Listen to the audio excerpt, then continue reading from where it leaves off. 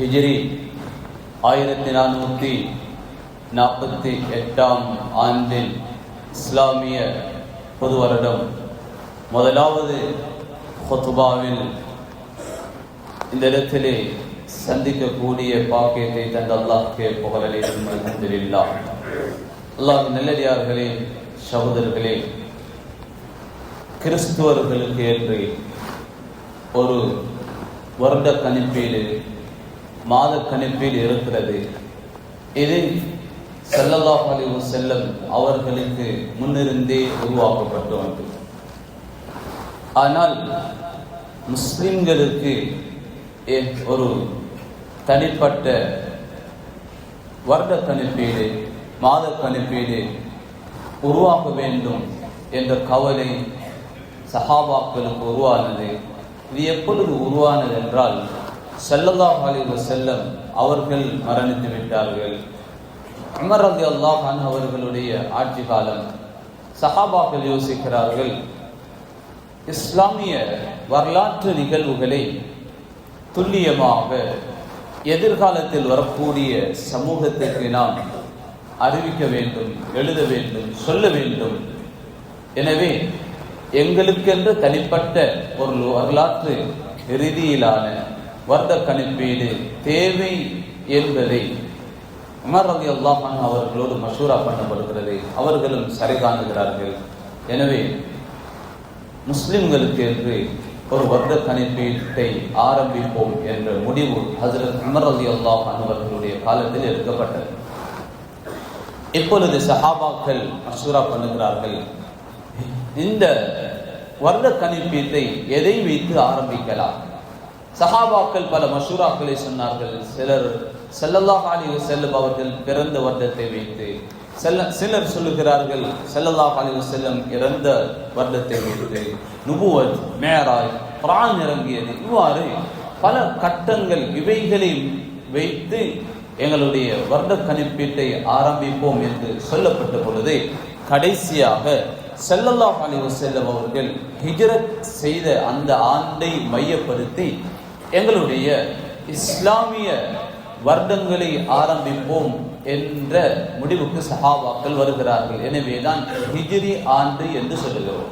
ஹிஜ்ரத்தை மையப்படுத்தி இந்த காலத்துடைய கணிப்பீடுகள் ஆரம்பிக்கப்பட்டது.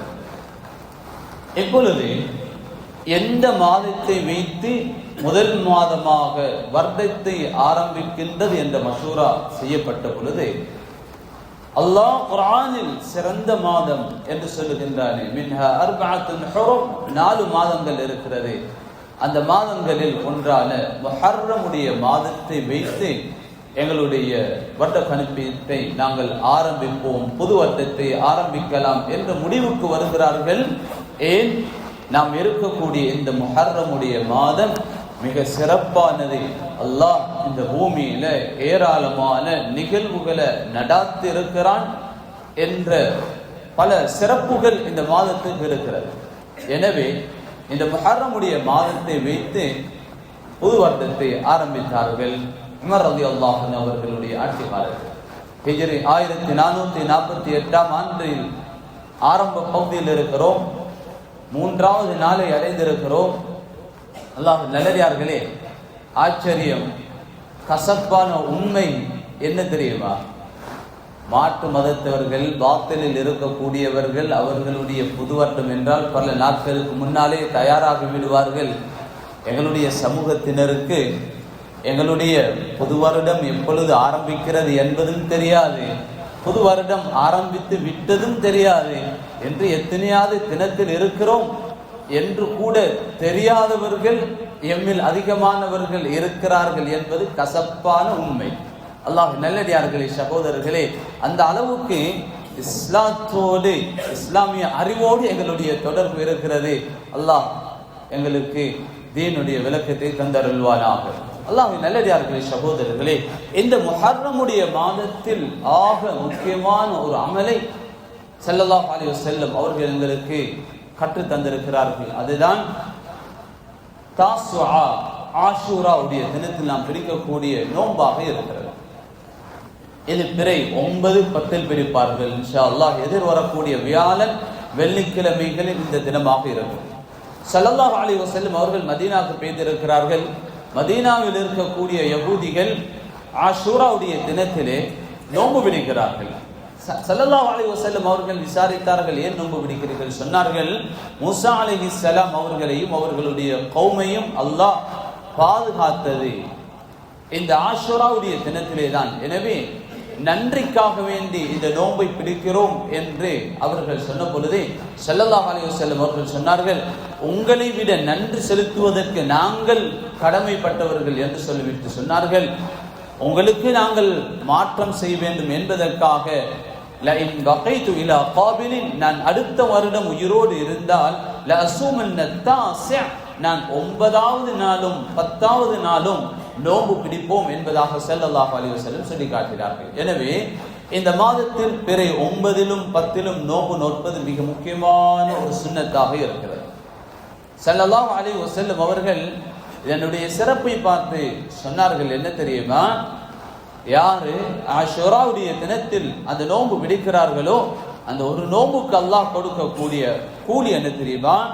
சென்ற வருடம் ஒரு வருடத்தில் அவர் செய்த சிறிய பாவங்கள் அனைத்தையும் அல்லாஹ் மன்னித்து விடுகிறார். ஒரு நோன்பு குறிப்பிட்ட 12-13 மணித்தியாலங்கள் அல்லாஹ் ஒரு வருடம் செய்த சிறிய பாவங்களே மன்னிக்கிறார். அல்லாஹ் நல்லடியார்களே, சகோதரர்களே, எனவே எதிர்வரக்கூடிய வியாழன் வெள்ளி பிறை 9ம் 10ம் நோன்பும் பிடிப்பது ஒரு முக்கியமான சுன்னத். யாருக்கு 9ம் 10ம் சிரமமோ 10ம் 11ம் பிடிக்கிறதற்கு மார்க்கத்தில் அனுமதி இருக்கிறது. எனவே அந்த நன்மையை அடைந்து கொள்வதற்கு முயற்சி செய்து கொள்வோம். அல்லாஹ்வின் நல்லடியார்களே, சகோதரர்களே, ஒரு வருடம் புதிதாக வருகிறது, இன்னொரு வருடம் கழிந்து போகின்றது என்றால் நாம் அங்கே படிக்க வேண்டிய ஒரு முக்கியமான பாடம் ஒன்று இருக்கிறது. அது என்ன பாடம் தெரியுமா? என் வாழ்நாளில் ஒரு வருடம் கழிந்து விட்டது, அல்லாஹ் தந்த ஆயுளில் ஒரு வருடம் கழிந்து நான் கபருக்கு நெருங்கி விட்டேன். 50 வருடமாக இருந்தால் ஒரு வருடம் குறைந்து இன்னும் கொஞ்சம் காலத்தில் நான் கபருக்கு போகிறேன். இந்த சபையில் அல்லாஹ் அனைவருக்கும் ஆரோக்கியத்தையும் நீண்ட ஆயுளையும் தர வேண்டும். எத்தனை பேருடைய ஆயுள் அடுத்த வருடம் முஹர்ரத்துக்கு முன்னால் முடிய இருக்கிறது என்பது அல்லாஹ்வுக்கு தான் தெரியும். எனவே நாம் விடக்கூடிய ஒவ்வொரு மூச்சும், ஒவ்வொரு நாளும் நாம் குடிக்கக்கூடிய ஒவ்வொரு மிடர் தண்ணீர்களும், சாப்பிடக்கூடிய ஒவ்வொரு சோத்து மணிகளும் எங்களுடைய கபரின் பக்கம் எங்களை நெருக்கி கொண்டிருக்கிறது என்பதுதான் உண்மை. அல்லாஹ் நல்லடியார்களே, அதிலேயும் அல்லாஹ்வுடைய இரக்கம் தான் இது போன்ற நோன்பை தருவது. ஒரு நோன்பு பிடிக்கிறீங்களா, அல்லாஹ் என்ன செய்கிறான்? உங்களுடைய பாவங்கள், சிறிய பாவங்கள், ஒரு வருடத்துடைய பாவத்தை மன்னிக்கிறான். ஏன் தெரியுமா? நீங்க உங்களுடைய மௌத்தை சந்திக்கக்கூடிய சந்தர்ப்பத்தில் பாவம் செய்தாலும் பாவத்துக்குரிய தௌபா செய்தவர்களாக, பாவத்தை அழித்து கொண்ட புனிதர்களாக உங்களுடைய மௌத்தை சந்திக்க வேண்டும், கபருக்கு வர வேண்டும், உண்மையான முஸ்லிம்களாக முஃமின்களாக மரணிக்க வேண்டும் என்பது அல்லாஹ்வுடைய ஆசை, அல்லாஹ்வுடைய இரக்கம். அதனாலதான் அல்லாஹ் இது போன்ற சந்தர்ப்பத்தை தருகிறார். அல்லாஹ் நல்லடியார்களே, அல்லாஹ் குர்ஆன்ல மிகப்பெரியதொரு வசியத்தை எங்களுக்கு செய்திருக்கிறான். அந்த வசியத் என்ன தெரியுமா? وَلَا تَمُوتُنَّ إِلَّا وَأَنْتُمْ مُسْلِمُونَ. நீங்கள் மரணிக்கிறதாக இருந்தால் முஸ்லிம்கள் அல்லாமல் மரணித்து விடாதீர்கள், முஸ்லிம்களாகத்தான் அனைவரும் மரணிக்க வேண்டும். அன்பானவர்களே, இதை சொன்னா எங்களோட முஸ்லிம்கள் அதிகமானவர்களுக்கு ஒரு சந்தோஷம். நான் முஸ்லிமாக வாழ்றேன், என் வாப்பா முஸ்லிம், என் உம்மா முஸ்லிம், அப்பா முஸ்லிம், எல்லாரும் முஸ்லிமாக மரணிச்சாங்க, எல்லாரையும் தொழுவித்தோம், முஸ்லிமாக அவர்களுடைய மக்பராக்களில் தான் அடக்கினோம், எனவே நானும் முஸ்லிமாகத்தான் மரணிப்பேன் என்ற நம்பிக்கையில் இருக்கக்கூடியவர்கள் எங்களில் அதிகமானவர்கள். அல்லாஹ்வின் நல்லடியார்களே, சகோதரர்களே, ஒரு விஷயத்தை சரியாக புரிஞ்சு கொள்ளுங்கோ. முஸ்லிமாக பிறந்தவர்கள் முஸ்லிமாகவே தான் மரணிக்க வேண்டும் என்ற நியதி எங்கேயும் கிடையாது, அது அல்லாஹ்வுக்கு கடமையும் கிடையாது. எனவே அல்லாஹ் பாதுகாக்க வேண்டும். உலகத்தில் நாம் செய்யக்கூடிய சில பாவங்கள், அநியாயங்கள், அடுத்த மனிதர்களுடைய உள்ளத்தை புண்படுத்தியது, அவர்களுடைய பதுவாக்களுக்கு உண்டானது, சில சந்தர்ப்பங்களில் ஈமானை பறிக்கப்பட்டவர்களாக, நரகவாதிகளாக, காபிர்களாக மரணித்து விடலாம். அதனாலதான் பல நபிமார்கள் நாம் மௌத்தாகக்கூடிய சந்தர்ப்பத்தில் அல்லாஹ் என்னை முஸ்லிமாக நீ மௌத்தாக்கு என்று அதிகமாக துஆ கேட்டிருக்கிறார். நபிமார்கள் மௌத்தை பயந்திருக்கிறார்கள், நான் முஸ்லிமாக மௌத்தா போவேன் நான் சொல்லி.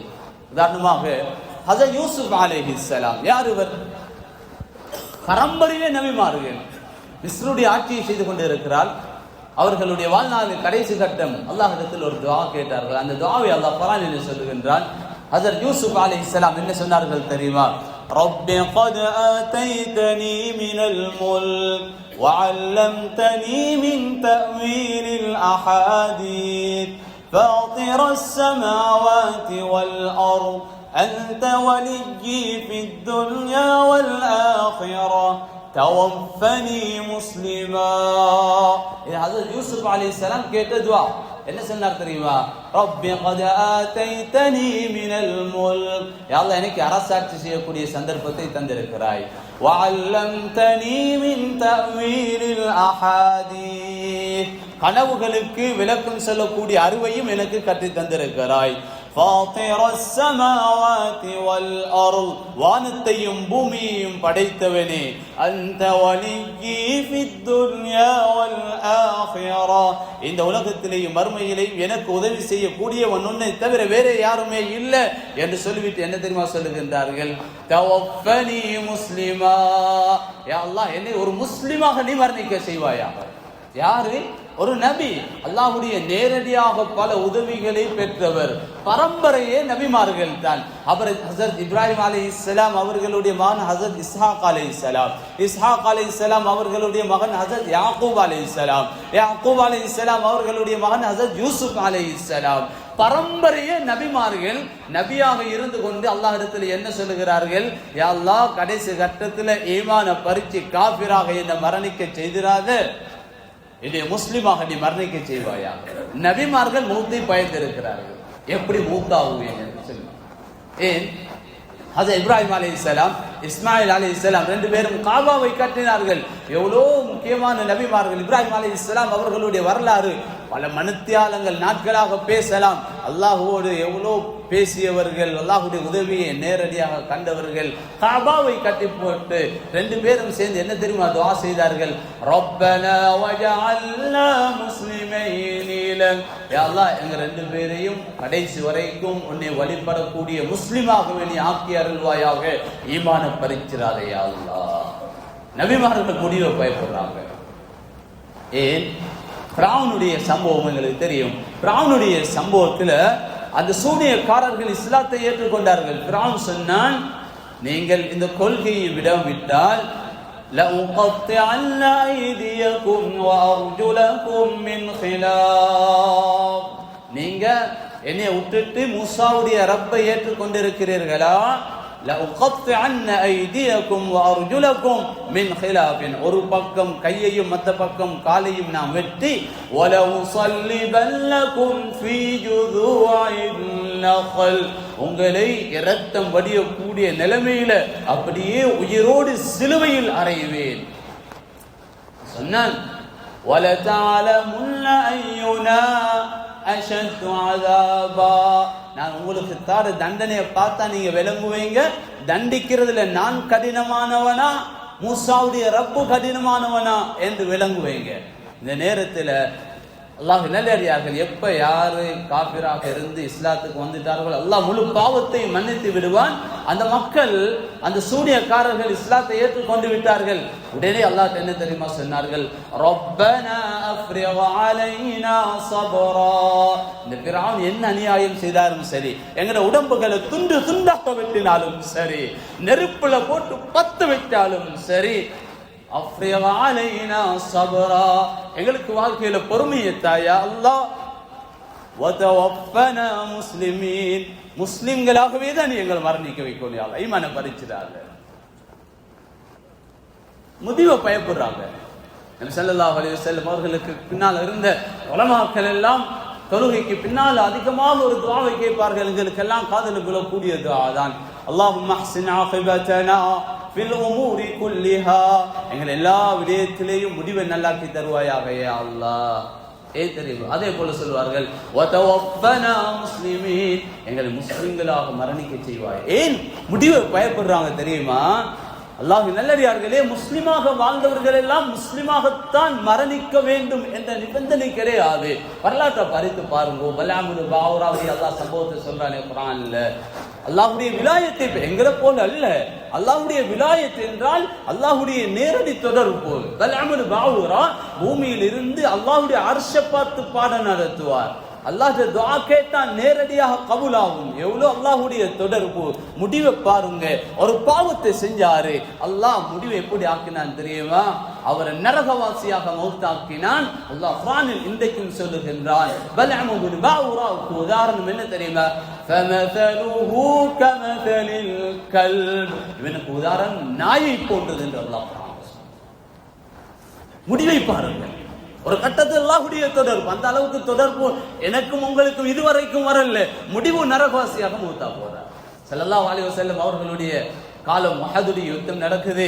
ஒரு சஹாபி மிக மும்முரமாக யுத்தம் செய்து கொண்டு போறாரு. சஹாபாக்கள் அவர் யுத்தம் செய்யறதை பார்த்து ஆச்சரியமாக பார்க்கிறார்கள். ஒரு யுத்தம் செய்யக்கூடிய சஹாபியுடைய அந்தஸ்து என்ன? அவர் பூமியில அவருடைய ஒரு துளி இரத்தம் வடியக்கூடிய சந்தர்ப்பத்தில் அவர் என்ன பாவம் செய்திருந்தாலும் அல்லாஹ் மன்னித்து விடுவார். ஷஹீதுகளுக்கு உயர்ந்த கூலி. ஆனா இவர் யுத்தம் செய்யறதை பார்த்த ஸல்லல்லாஹு அலைஹி வஸல்லம் சொன்னாங்க, அவரை நல்லா பார்த்துக்கோங்க, அவர் நரகவாசி என்றார்கள். சஹாபாக்கள் பார்த்தா எங்களோட வந்தவர், உயர்ந்த அந்தஸ்து அடைய வேண்டியவர், சுப்ஹானல்லாஹ், நரகவாசி என்று ஸல்லல்லாஹு அலைஹி வஸல்லம் பார்க்கிறார்கள். என்ன நடந்தது? அவரை பலர் தாக்கினார்கள். கடைசியில காயங்கள், ரத்தம் அப்படி ஓடிக்கொண்டிருக்கிறது. வருத்தம் தாங்க முடியல. கையில ஒரு ஈட்டி இருந்தது, தன்னை தானே குத்தி கொண்டு தற்கொலை செய்தார். தற்கொலை செய்தவர்கள் நரகவாசிகள். அல்லாஹ் நல்லடியார்கள்.